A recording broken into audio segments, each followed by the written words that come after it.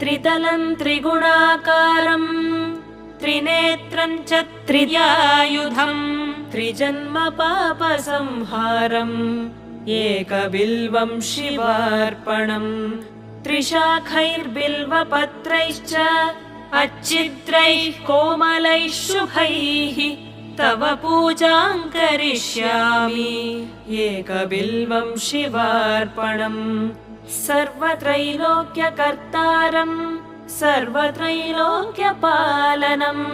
सर्वत्रैलोक्यहर्तारम् एकबिल्वं शिवार्पणम्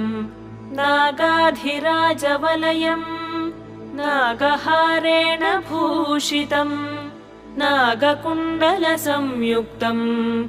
एकबिल्वं शिवार्पणम् अक्षमालाधरं रुद्रम् पार्वतीप्रियवल्लभम्